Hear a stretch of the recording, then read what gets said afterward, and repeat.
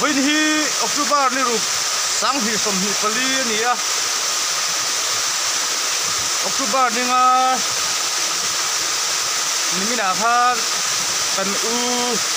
aram kala lo la ho lo ngai benin li zana yan ram hoya te kan bak lop lopa mase atin sak eng ma kan kha thei lo ni tin voi lama veng chung emoyete kalai mi tom ngai ten kon hutang kanan nei le a mase eng ma kan sin kan la kha thei lo ni tuna hian sat school ri an tia kanom ne kani ni duak so ha ha oh ne turon ha to la han mo ai ai sa mo mo ni tu ba ti lo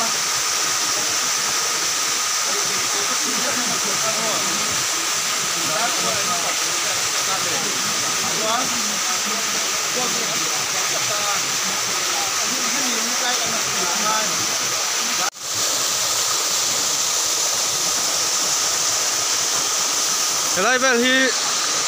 limina akal na vel chu ni a tan hai nula pakhat kan suai boka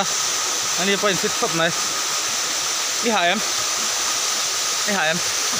a ha mo a chau thak dama kan ho bai se em bai se em lo ti ani ve tho mai ela ma chuan ni mina jing cho ai lovin rama kala ni a chuan ni zan khua in kan zonga chu jung po chong kan la mu thei lo ni thei ti hian a zong ho te po an lo la chuak zela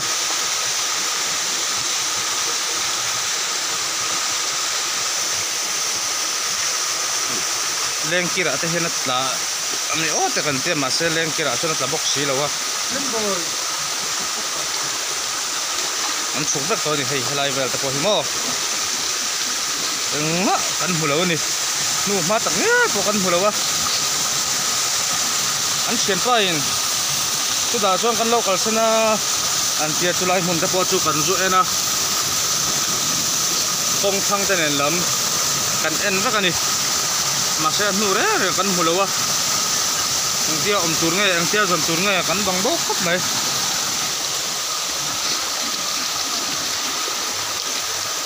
tuna hian thalai mi tam tak kan udama zongin an bak chuak mek atuna hian ram hnuaya an lom mek ani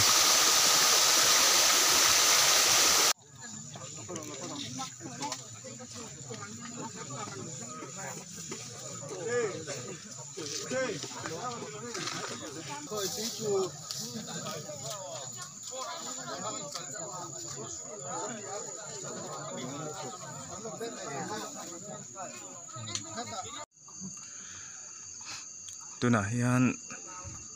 pudama aram kal holo bota zon nakan nei meka tuna hian project director bangla kaing hak khom le mekani a thenan chuk thale to a ti hian police ho te po an lo thleng thla to a